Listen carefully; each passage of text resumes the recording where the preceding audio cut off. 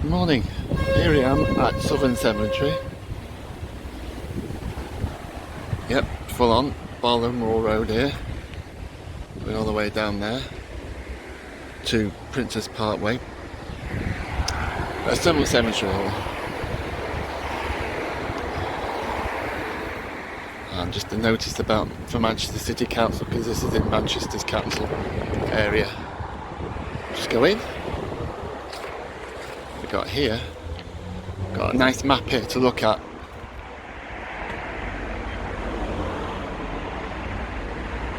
So it's really useful for finding graves. And we've got the older one here.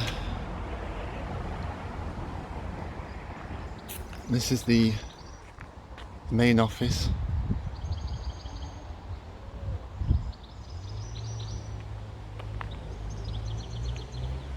And we've got another lodge area there. And we've got a remembrance lodge over here. Just go and have a look.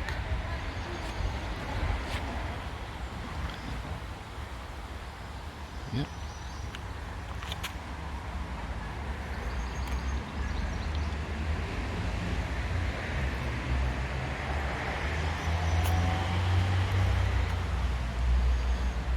Cool. A picture of the Queen on a silver jubilee. That was at 77, wasn't it?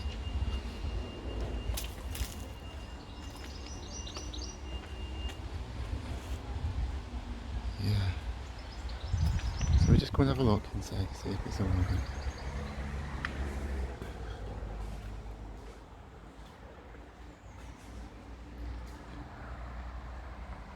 The Remembrance Lodge. Cool.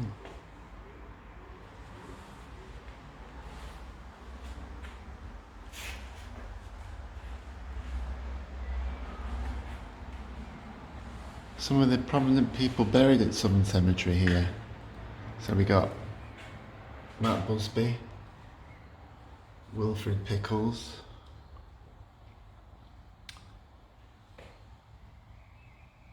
Marcel King,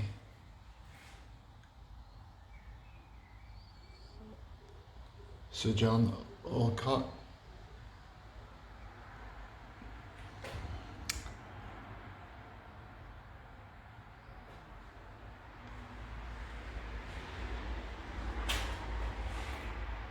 S Lowry,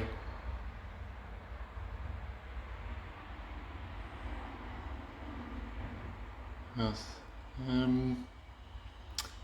John Ryland, and he's got the library in city centre Manchester.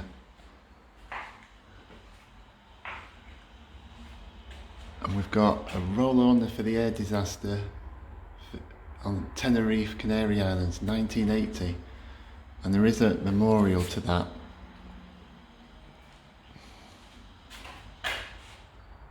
Yeah.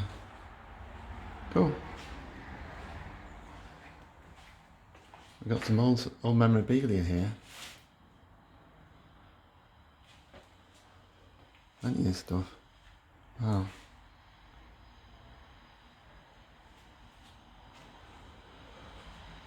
So this is run by the Friends of Southern Cemetery, and it's just by the gate. So you just want to come in, and it's the Remembrance Lodge here. You want to have a look, proper look around. So I don't know if you know anything about Southern Cemetery, but it's the largest municipal cemetery, and it's based in Chorlton-cum-hardy, Manchester, and it's about 3 miles from the city centre, and it opened in 1879. And it's owned by Manchester City Council, second largest in Europe. Now this is, from you see from my previous videos, we did Stretford and Urmston, and this is much bigger. So you'll have to bear with me on it. I might have to cut it just as I'm walking to and from different grave sites because it'll take too long. Yeah, there's 3 chapels. And the Jewish chapel is the west corner, and it's registered with English Heritage. And there's a newly purchased gravesite which is opposite Nell Lane, and that 1926 opened. Anyway, the main cemetery is located north of Barlow Road, which is what we've just gone down there, and just off Princess Road, Nell Lane, which is just over there. I'll take you to it. And we've got a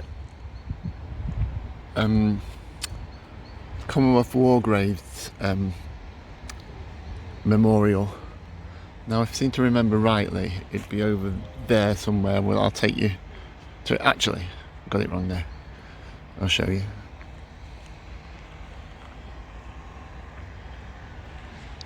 You can see it just there. And we're going to have a look at that. Anyway, there's this Grade 2 registered office near the entrance. Was built in 1879. The one you just looked at there. Neo-Gothic style sandstone with slate roofs, and there's 3 chapels, and there's only one really at the moment is used for funeral services. The other 2 are semi-derelict, unfortunately, at the moment. There was that Remembrance Lodge, which was created and it opened in 2008. Okay, and we've had a look at that.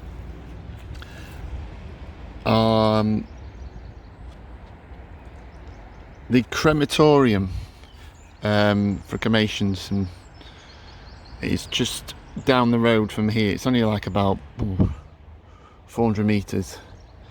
Okay, there's a memorial here for the Caitlin massacre, which killing of 22,000 Polish nationals by the Soviets in 1940, and that's near Princess Parkway, just down there. And there's a Polish gravesite. And then we talked about the Tenerife air disaster in 1980, where a Dan Air charter flight unfortunately hit the hillside in Tenerife, killing all 146, I believe, on board. And there's victims with the tablets engraved. The War Memorial's got 2 separate war memorials of 2 world wars. Okay, we'll have a look at those. So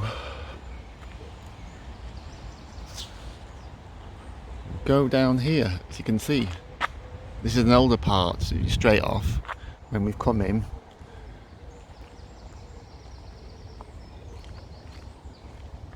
It's such a big place, this.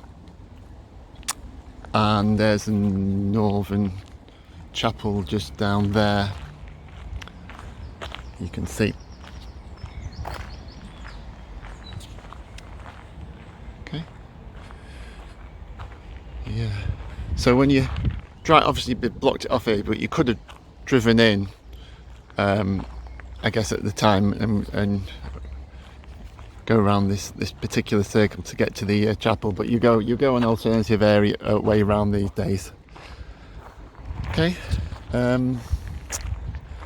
So what we're at the first stop, or second actually, because we walked in here. Here.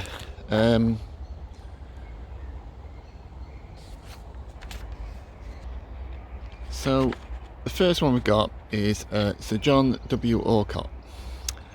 Now, he was born in 1892, died 1919, December, as you can see. He was an aviator and was the first man in partnership with Arthur Whitton Brown to fly non-stop across the Atlantic Ocean. He was born in Manchester, England, and his education at the Paris School at St Anne-on-Sea, and his first job in 1909 was an apprentice at the Empress Motorworks in Manchester. The following year, he went to Brooklands as assistant to the French pilot Maurice de Croc, and in November 1912 he obtained his aviator certificate, and then went to work in the car company as a racing pilot, apparently. And World War I broke out. He joined the Royal Navy Air Service as a warrant officer, instructor for the Royal Navy Flying School at Eastchurch in Kent. Okay, and he received a commission as his flight sub-lieutenant and remained at Eastchurch for another 12 months, where he was posted to the Mudros base in Eastern Mediterranean 12 months, September 1917, whilst flying a single-seater Sopwith Camel. No shirt of those. He earned his Distinguished Service Order for an attack on 3 enemy aeroplanes, 2 of which crashed into the sea. That same afternoon, he left on a Hindley Page aircraft for a bombing expedition to Constantinople, Turkey. He reached Gallipoli when his engines failed and forced him to turn back. He covered 60 miles with his engines failed. He had to make the landing on the sea. Managed to keep their aircraft afloat for 2 hours, but their lights failed to attract the attention of nearby British destroyers. When the aircraft began to sink, they swam for an hour, reached the shore. They lay concealed through the night, were captured at noon by the Turkish forces. He remained in captivity until the armistice and left the Royal Air Force in March 1919. Later that year, he attempted to make a first direct flight across the Atlantic in 1913, and apparently the Daily Mail newspaper offered 10,000 for the first non-stop Atlantic crossing, taking less than 72 hours. He had lapsed during the hostilities, but anyway, he had a Vickers bomber powered by 2 360 horsepower Rolls-Royce engines, and obtained and sent to Newfoundland, Canada. They were still in preparation for their flight, and the flight crossing the Atlantic was made by an American naval officer, John Cushing Reed, but that was ineligible for the prize. It had taken too long and had broken his journey in the Azores Islands before flying on to Lisbon. On June the 14th, 1919, the 2 aviators managed to take off from a short grass runway at Leicester's Field in Newfoundland. 16 hours 27 minutes later, they landed in what they imagined to be a grass field, but it turned out to be a bog near Clifton in County Galway on the west coast of Ireland. The wing of the aircraft was damaged, but the 2 men were uninjured. For most of the journey, the airspeed indicator was out of order because the pilot tube had broken, so Brown had to make his own estimate of speed and is able to take his bearings only 4 times, and only once in the dark. It was 8 years before their next non-stop flight was made. 6 days, a bit windy today, sorry. 6 days after they landed, both men were knighted at Windsor Castle. Alcock flew to Paris, France to exhibit a Vickers Viking aircraft which was designed to alight on land or water, but was forced to land in a slight mist at Côte d'Ivoire, about 20 miles from Rouen. The aircraft crashed slightly on its nose, and Alcock was thrown forward and sustained a fracture of the skull. He was taken to Rouen Hospital but died without regaining consciousness. So that's where it says, as a result of an accident from whilst piloting a Viking flying boat from Weybridge to the Paris Aircraft Exhibition in 1919. And this was erected statue by his mother in memory of Flight Commander Sir John Alcock. There you go, with a picture of a propeller. Right guys, here is Anthony H. Wilson, the broadcaster, cultural catalyst. 1950-2007. Mutability is an epitaph of worlds. Change alone is changeless. People drop out of the history of life as of a land. Through their work of their influence remains. The Manchester Man in 1876. So I've just walked just from down there because you can see the Alcock Memorial just being down Just running out the short path here. Tony Wilson's grave's here, and the other chapel is down there. So this looks like a mixture of mainly old graves going back to 1894 there, as you can see. So Anthony Wilson, 1950 2007. He's a British record label owner, radio and television presenter, nightclub manager, really windy today, journalist, Granada TV in the northwest and the BBC. Wilson was behind Manchester's most successful bands. He was one of the 5 co-founders of Factory Records and the founder and manager of the Hacienda nightclub. Wilson was known as Mr. Manchester, dubbed as such for his work in promoting the culture of Manchester throughout his career.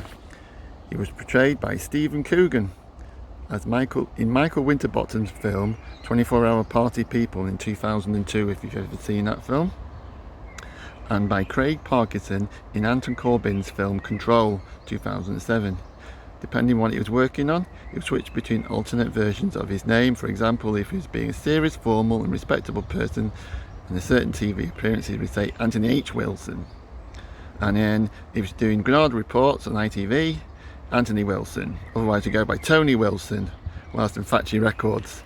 2007, he had emergency surgery was performed to remove one of his kidneys. This forced the postponement of the City Festival. Despite the surgery, his cancer progressed and the course of chemotherapy was ineffective, and he died unfortunately of a heart attack in Christie Hospital in Manchester on the 10th of August 2007, aged only 57. Following the news of his death, a Union flag in Manchester Town Hall was lowered to half-mast as a sign of respect, and he had a flat in the city centre of Little Peter Street. His funeral was at St Mary's Roman Catholic Church in Manchester, near the Hidden Gem, if you know where that is. And among the music Wilson chose was Happy Mondays, Bob's Your Uncle, and as with everything else in the Factory empire, Wilson's coffin was given a factory catalogue number of FAC 501, and he's buried here at Southern Cemetery in Chorlton-cum-hardy. He's got his black granite headstone, erected 2010, designed by Peter Saville and Ben Kelly, and features a quotation chosen by Wilson's family. Yeah, so I've just read that before. The main square of the Home First Street development in Manchester, which opened in 2015, is named Tony Wilson's Place. Yeah, so check that out. So I've obviously been Manchester based. I've seen Tony Wilson about and I've seen him on TV, and I remember once my claim to fame with him was I was working in town when I was about 18 at the Sony Centre in Bridge Street, Manchester, and he come in and I was behind the counter and he wanted a record stylus. So obviously when I spotted who it was, I was like I couldn't find the stylus. I was like, because I was pretty nervous at the time, but he got that sorted. But I had to remember that, yeah, walking in there. Well, anyway, hope he rests in peace now, and thanks for all your contributions to Manchester, Tony. Thank you. So from here we'll continue down this way and walk to try and find John Ryland's memorial. Some of these are pretty good, aren't they? That one's fallen off, obviously they've just put that to the side. Yeah, health and safety and all that business. John Ryland's, let's see where that is. Hope I can find it.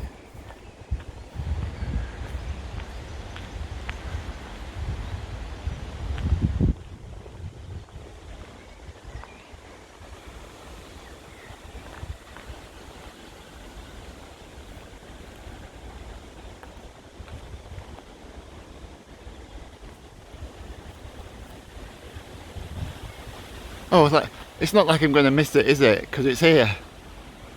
Right. The biggest memorial we can imagine. Here. There's the chapel. Just scan round here. And let's go and have a look around it.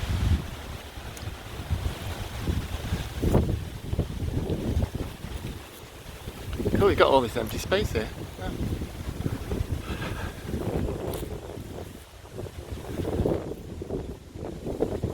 I think I'll be alright stepping on it, I hope you don't mind. Excuse me.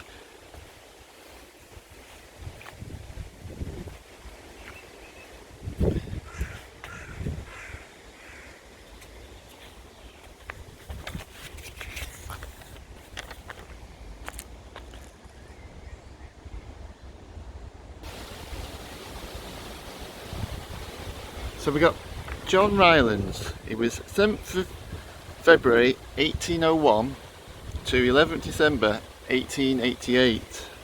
He was an English entrepreneur and philanthropist. He's known, and he was the owner of one of the largest textile manufacturing concerns in the United Kingdom and Manchester's first multi-millionaire. Yeah. After having learned to weave, Ryland became a small-scale manufacturer of hand looms whilst he was working a draper's shop that his father opened in St Helens. He displayed a precious shrewdness for retailing, and in St Helens, in a partnership, the two elder brothers expanded the wholesale trade. So successful that the 1819 Ryland's father merged his retail businesses with theirs, creating the firm Ryland & Son. At its peak, the company employed 15,000 in 17 mills and factories, producing 35 tons of cloth a day. That's a lot. He married 3 times. 1825 his first, and had 6 children apparently. Sorry, yeah, 6 children. Secondly, married widower of Richard Carden, and thirdly, eldest surviving daughter of Stephen Catley Tennant. Ryland's widow erected a Manchester permanent memorial of her husband at the John Ryland's Library, of which the famous Orthrop Library, purchased from her by Earl Spencer in 1892. Lord Crawford's manuscripts, purchased by her in 1901 from part of the contents. The library was inaugurated in October 1899 when Mrs. Rylands received a Freedom City in Manchester. The first day of opening was the 1st of January 1900. Rylands died at his home, Longford Hall, on the 11th of December 1888, and at the age of 87. He's buried here in Southern Cemetery, Manchester. A tomb is erected over the vault, and his widow is buried there in 1908. The tomb was designed by Mr. Heathcote, C.H. Heathcote, and completed 1892. The elaborate superstructure of the tomb, which included 4 angels, was taken down in 1927 after it was vandalised, and the bronze railings were stolen in 1967. Look, you can see there. So if you can imagine it, so they had angels and railings, and they're missing all that now because of the vandalism. Well, I don't think that would happen here now, obviously with CCTV and all that business, but very sad, isn't it, to go and do that, especially from what he did, you know, with for Manchester and the surrounding areas. So that's John Rylands, 1801 to 1888. Best wishes to you, rest in peace.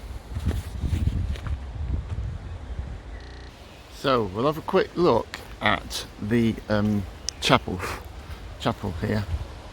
So we were just at Ryland's Memorial there, and this is the West Chapel. Did I say east before? Apologies if I did. Let's have a look. As you can see,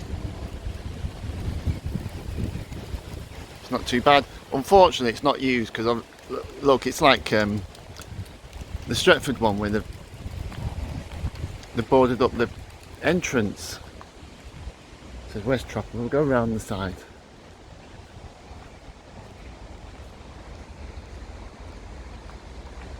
And we've got a boarded up one there. There's the bike there. It's a nice looking building. It's a shame it's not used anymore. A quick look round this side.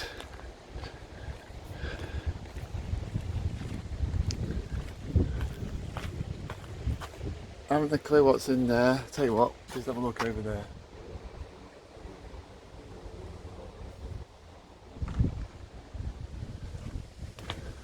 It's overgrown. Someone wants the rest, have a sit there. Yep. Locked.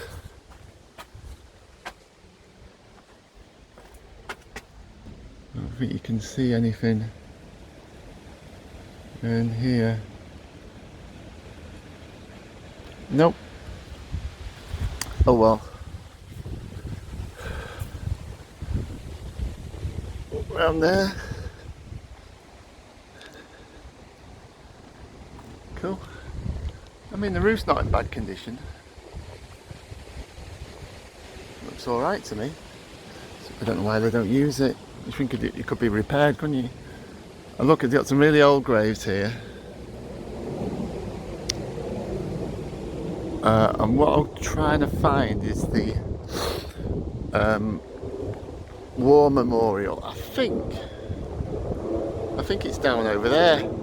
So let's have a quick walk. I said I was going to bring my scooter last time because it is really big, this Sunderland Cemetery. Really big. Yeah, as you can see.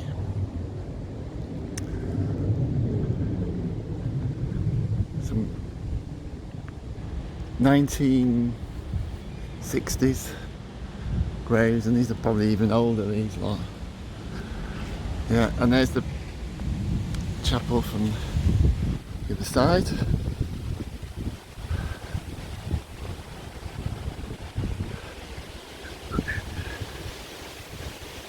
It's really windy today. I was trying to read and the papers are blowing everywhere. There's an intersection here.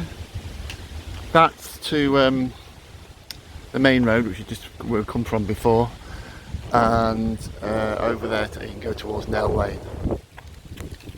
So we'll walk down here, going back to some 1980s, 1950s. Oh, dropping branches now, the trees. 1980s.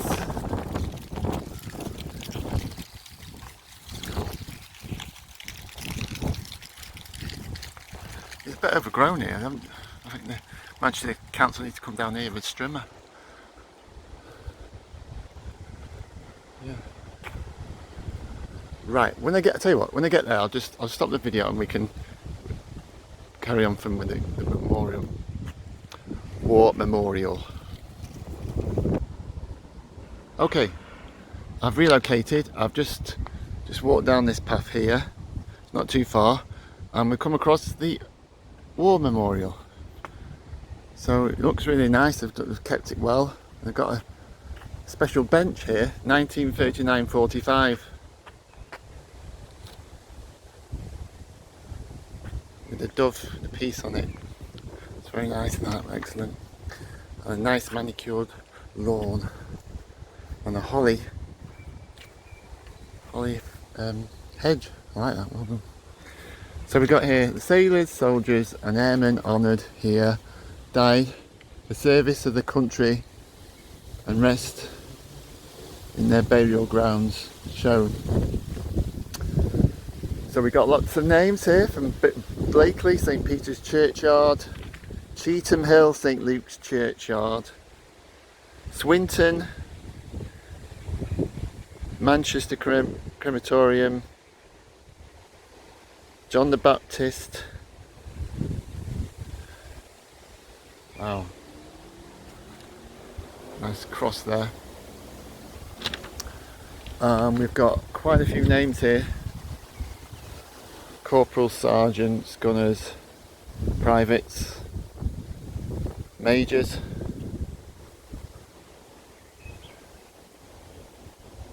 Those named in panels 1 to 5 and 25 to 29 lie buried here. So 1 to 5, 25, 29. 25 to 29. Here you go. Because it said just it 25, 26, 27, 28, 29.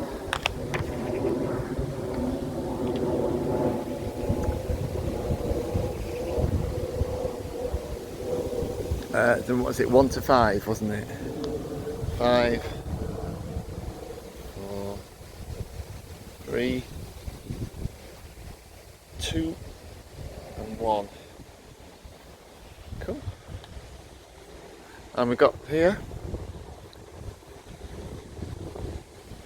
Pretty much the same thing they said, and about the we've got this similar one over there from the 1914-18. Got Manchester Central Cemetery, Cheetham Hill, St Barnabas in Openshaw, St Thomas Churchyard, Brunswick United Methodist. Cool. That's great. That. It's really nice to have this honour of the World Wars. And we got 3945 here to do with the Polish Army. They fell for God, honour and country. We got the Air Force, Army. Thank you very much, Liz.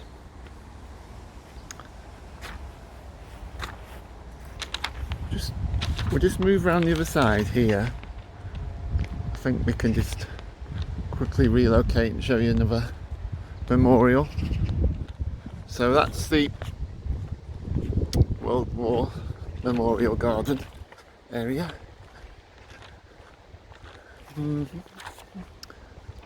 I think we got here.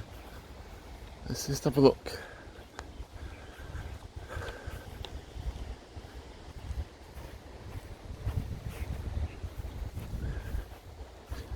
We've got them in memory of those who died as a result of an aircraft accident in Tenerife, 1980. And if you remember, when we were just in the lodge earlier, we were talking about that. And these are the people that unfortunately passed away. Yeah. Going back to 1980. Oh. Okay, rest in peace. Well, it's a nice garden they've got there for the memorial.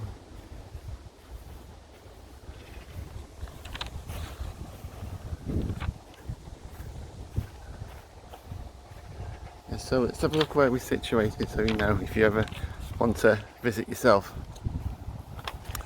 So you've got the main road up there and the Nell lanes over there.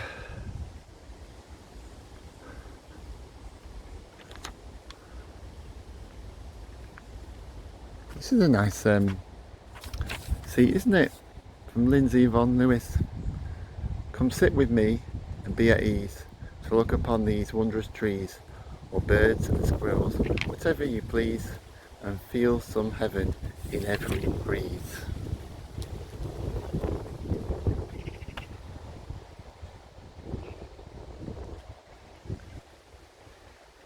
Oh. And we got another memorial down here.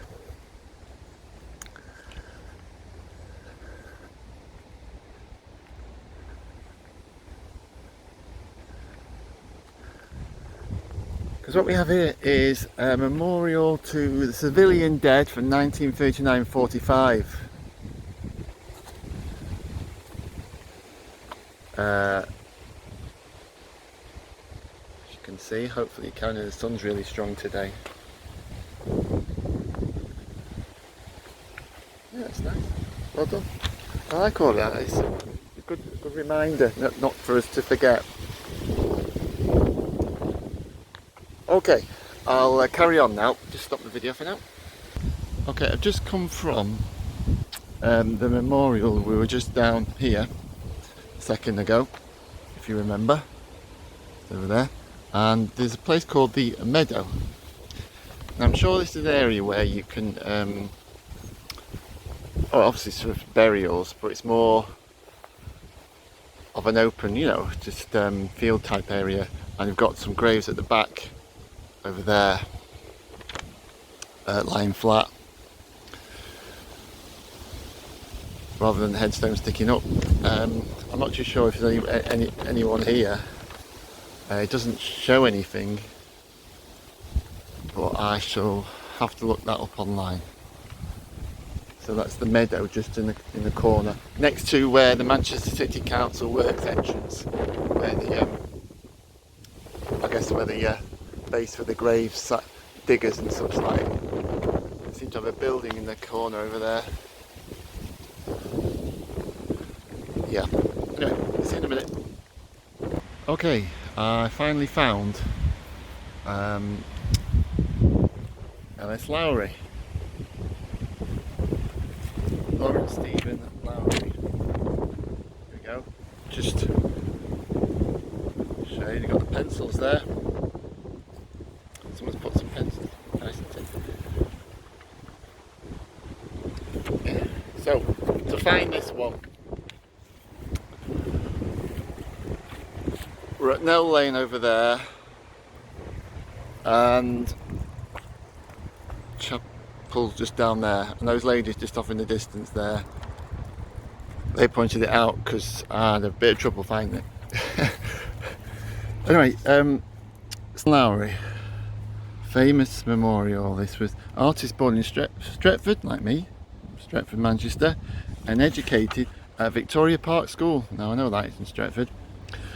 In 1904, he began to work for a firm of accountants. However, his only real interest since he was a child had been drawing. So in the same year, he attended night classes at the Manchester Municipal College of Art in 1910.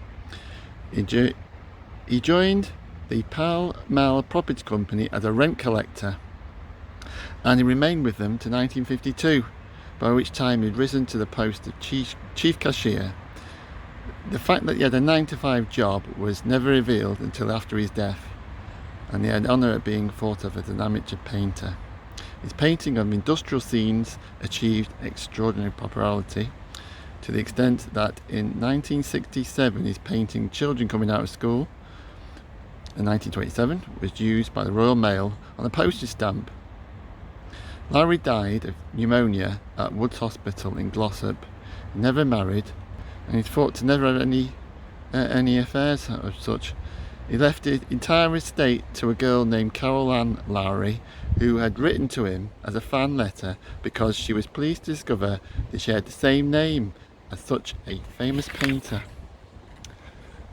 So there you go, S Lowry, and we've got Stephen Lowry, Elizabeth Lowry, the wife. So it must be father, mother. So he lived 1887-1976. Painted matchstick men. You rest in peace. So that's S Lowry.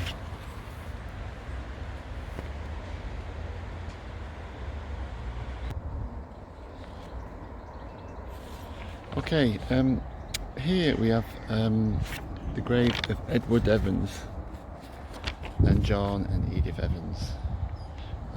Edward Evans was the son of Edith and John Evans, and he was only 17 years when he died in 1965. Now, you might have heard of the Moors murders of Brady, Barry Hindley. He was murdered by Ian Brady in 1965, October the 6th.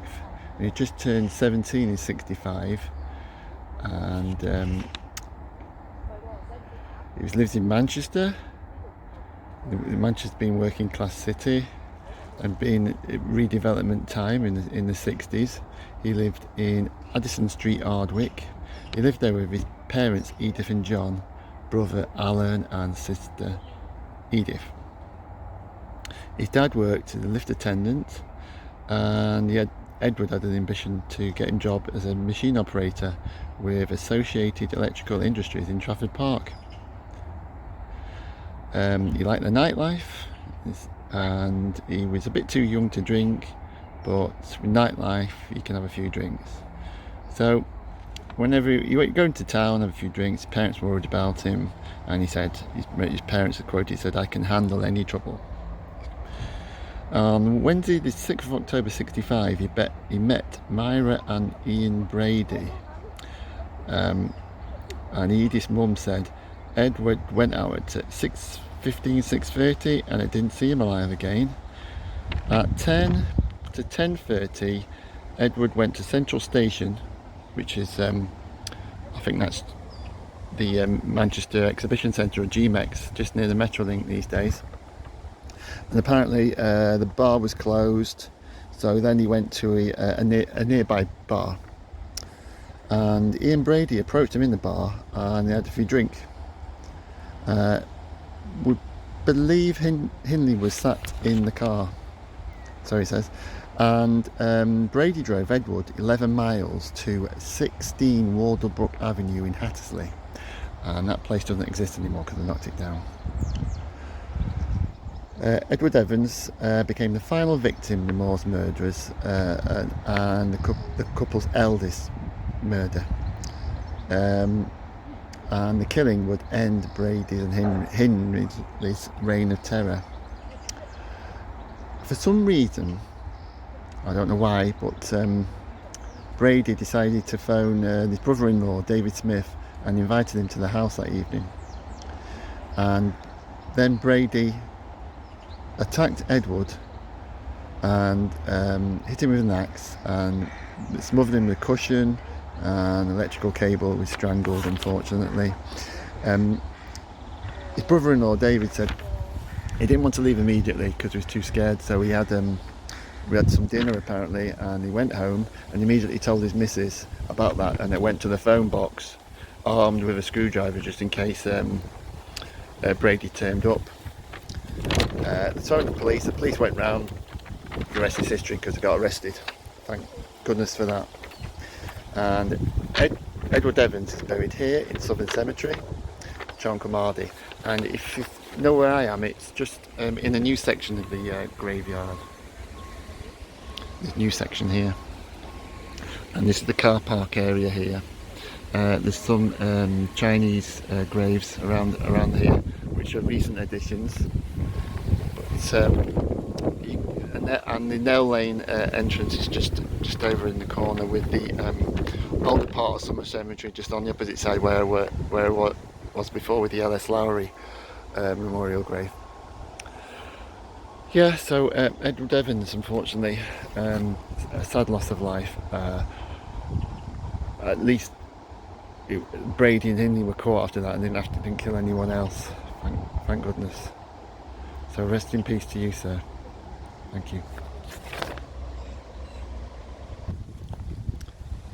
Here we've got a road peace memorial garden in loving memory of all road traffic victims.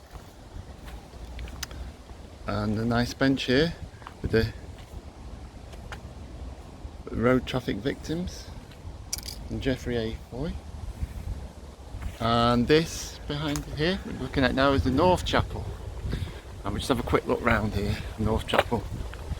So we got a direction signs if you need the taps, or Nell Lane or Barlow Moor Road. This is the I think this one is in actually use at the moment, but it's closed for the day, and put a lock on the gate there, as you can see. Nice flowers. Got the door there. Cool.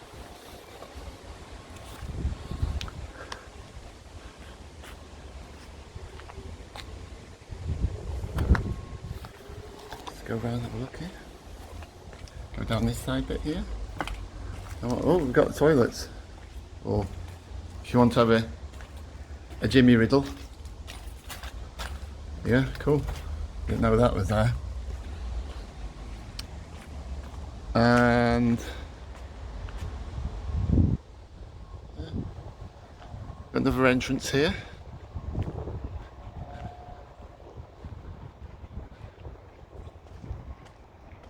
Down there. And that's much use. And there's some steps down here. We have another entrance door here. Now, in winter, well, you can go flying down there. I don't know what to put down there, but this is the north chapel of Sumner Cemetery.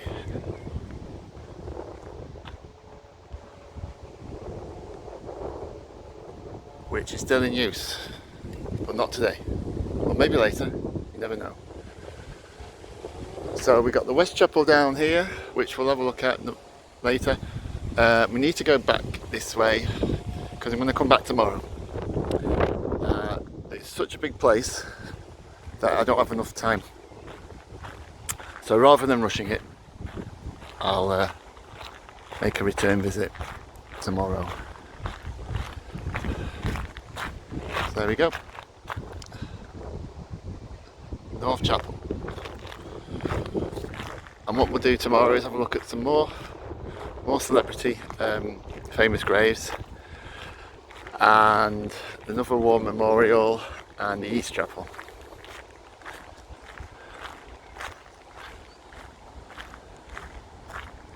That's so nice.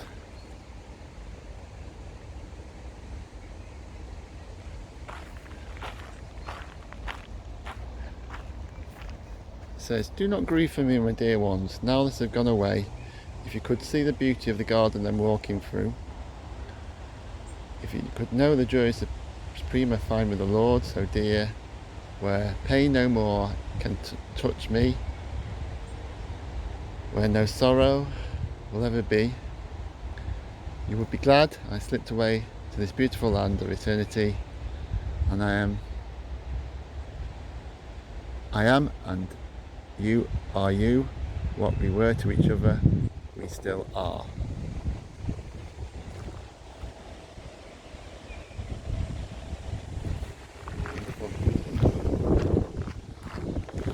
Okay,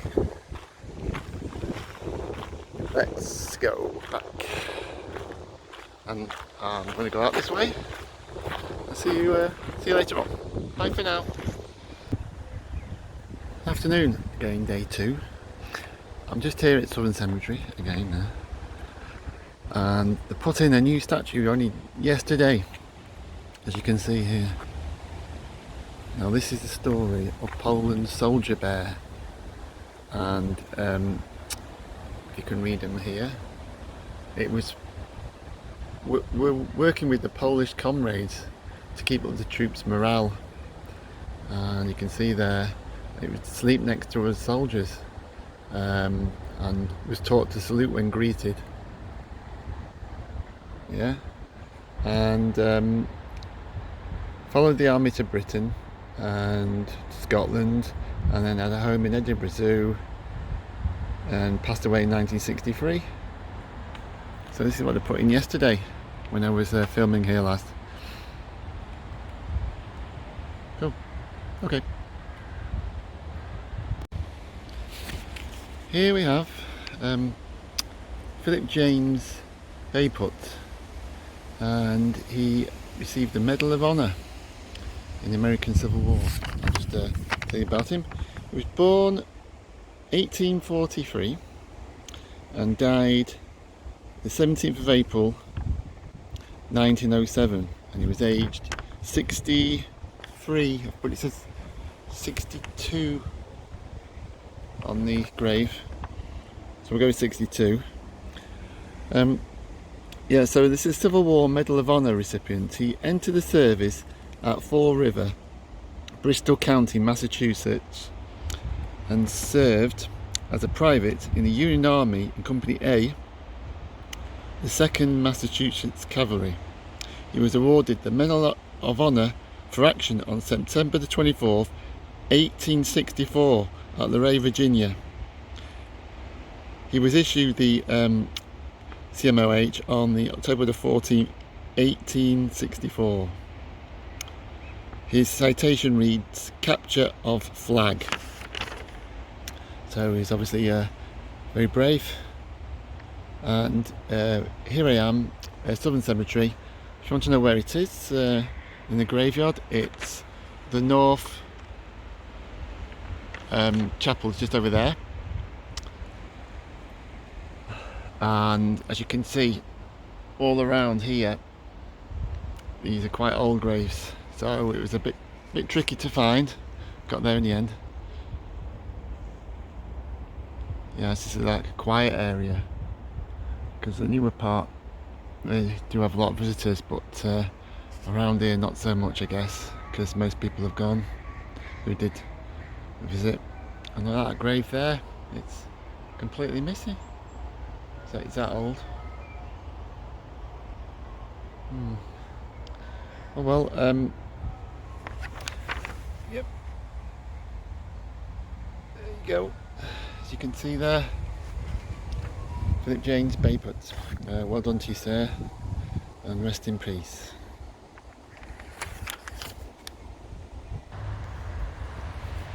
Okay, I'm here at Marcel Neville King, and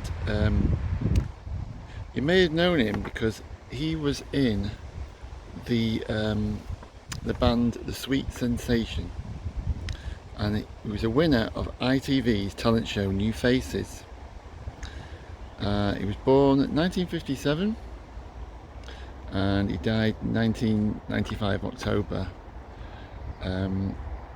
Okay, so yeah, he had a #1 song called Sad Sweet Dreamer. Okay, and that was October 1974. Then he had another hit, Purely by Coincidence, which reached number 11 in 91. Marcel King recorded, excuse me, a bit windy, Reach for Love for the Manchester-based Factory Records, which seems unusual as that label is associated with acts like Joy Division. He died 4 years after that with a cerebral hemorrhage. So he's only 38 years old. Now, when I was here about a week ago trying to find his grave, and as you can see, it's a bit tricky, because most of the graves are kind of like look a bit similar. So I was like down over there, and I was walking past, and just two ladies walked past me. I said, "Oh, do you know where Marcel King's grave is?" And the lady said, "Oh yeah, I used to go to school with him." So I said, "Really?" He said, "Yeah, we went to school at Wally Range." Okay, and I said, "You used to walk home with him, so we the three of us, we searched the area and we found the grave here. Now the grass wasn't cut last week, because you can tell they come back and give it a trim, kind of. Must have been with a strimmer or something. Anyway, yeah, so it was really odd. That's a coincidence that I just happened to ask the person who was walking by where his grave was, and she knew him personally. So yeah, it's Wally Range area, and yeah, the Sad Sweet Dreamer, if you remember that. Yeah, so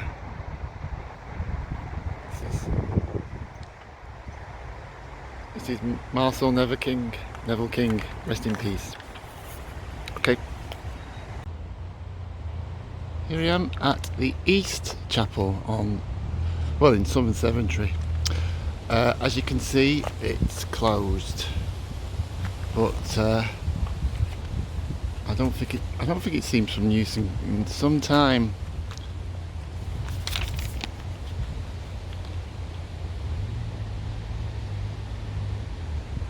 Yep, it looks pretty good actually. It's a shame that they're not using these. I mean, they could repair it. Let's have a look down here.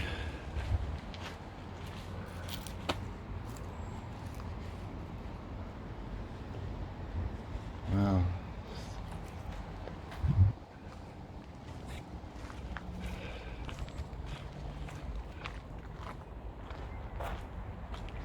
Go around here. I don't think it's got the toilets like the other one had. No.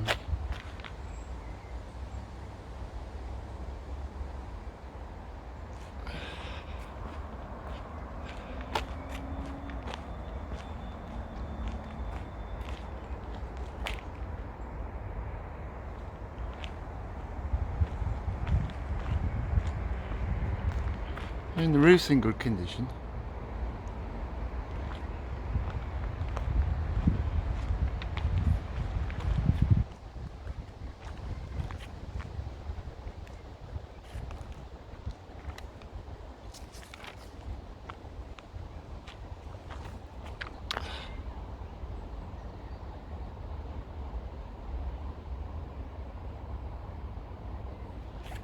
Excellent.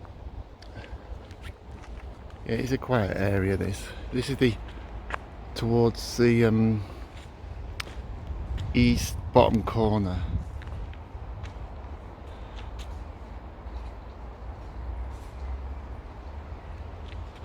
As you can see, somebody got some older graves here. Cool. So this is the east side. Okay, bye. Okay, we've found the grave of Sir Matt Busby. Now, you might remember him being the Man United manager, and he's buried with his wife, Lady Jean Busby. Now, Matt Busby is a British football player manager, and he was born in Bellshill, Lanarkshire, educated at St Bride's School in Bothwell, and he came south to play for Manchester City from 29 to 36, and Liverpool 36 to 39, as well as playing one international match with Scotland before the Second World War cut short his playing career. After the war, during which he served in the Army Physical Training Corps, he became manager of Man United and led his team to victory in the FA Cup in 48 and the Football League Championship 52, 56, 57, due to the fact that many of the players know Sir Bob Charlton and Duncan Edwards are still in their teams. The team became known as the Busby Babes. In 58, they were expected to be at the first British club to win the European Cup. However, on February the 6th, on the return from the quarter-final at Red Star Belgrade, the flight, a British European Airways Elizabethan class airspeed ambassador, stopped for refuelling at Munich airport in Germany and crashed on takeoff in the heavy snow. Of the 43 people on board, 23 were killed, 8 players, 3 officials of the club, 8 people on board, 8 of the 9 sports writers, 2 of whom, Henry Rose, Eric Thompson, were buried in the same cemetery as Matt Busby. 2 of the aircrew, 2 of the passengers. He was taken to the hospital, this is the Matt Busby, and given the last rites on 2 occasions, but survived.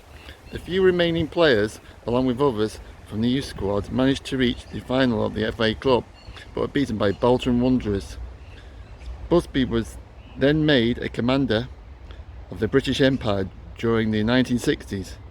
He rebuilt the team with such players like George Best and Dennis Law, and they won the FA Cup in 63 and 2 more league championships, 65 and 67. Excuse me. In 68 at Wembley. Man United beat Benfica of Portugal 4-1 United become the first English side to win the European Cup. The previous year, Glasgow Celtic from Scotland had been the first British side to do so. So Celtic did one over us. Never mind. Busby was then knighted and retired as a manager, though he continued to be involved with Manchester United, first as general manager, then as the director, then president. Busby's name may be known even for non-football fans because he's mentioned in the song Dig It on the Beatles album Let It Be in 1970. So there's Sir Matt Busby, CBE, knighted, and Lady Jean Busby. Now, just over there, we've got their son and daughter. I'll show you. Just go over here.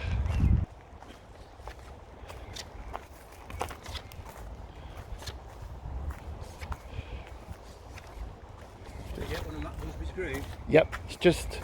I know where it is. Oh right, yeah. I was just. My family are down there. I'll often, before I go to the car, I pay a few minutes, you know. Yeah, I thought I'd come. I'd just do it. I'm just doing a short video for myself. And this is the son and daughter, isn't it? Oh, I didn't know that Yeah. one. Yeah. Alex and Sheena, because it said beloved daughter to Matt and Jean. I didn't realise that. Yeah, just. I'll do. Sorry, I just stopped the video. Yeah. Okay, this is the grave of Wilfred Pickles, and he's an actor born in Halifax, Yorkshire.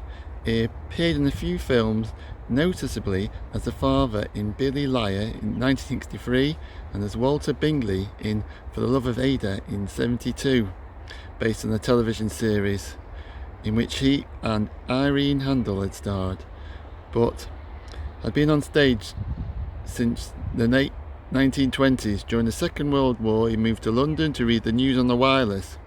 There were many complaints about his Yorkshire accent.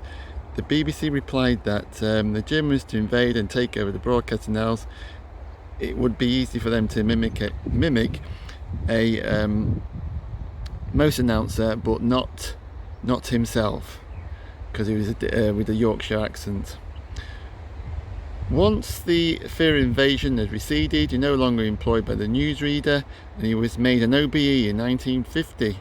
Became even better known as the presenter of the long-running programme Have a Go, that was from 46 to 67 on BBC Radio, along with his wife Mabel, who was always introduced as Mabel at the table. And you can see Mabel's here, Mabel Pickles, 82 when she passed away in 89, and Wilfred Pickles, he was 73 and he passed away in 78. And we've got David, Joseph, Catherine.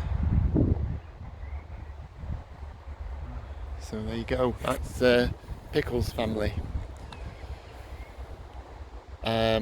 Myers Club also, and this is bottom right hand corner. As you can see, there's Barlow Moor Road over there, Printers Parkway over there, and there's the chapel. Okay.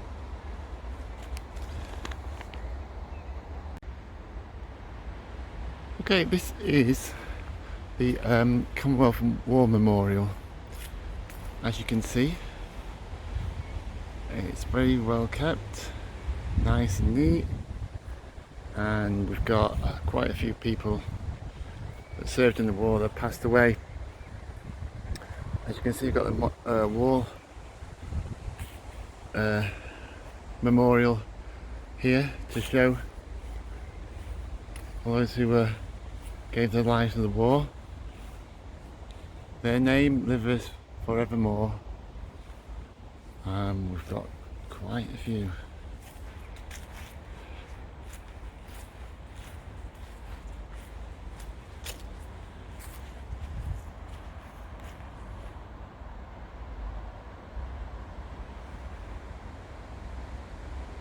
There you go, and this is just by the entrance to Southern Cemetery. And there's the East Chapel over there. We've got a bench area there. Yeah, and we've got some more graves over here with more people who died. This is the 1915, yeah, 1916.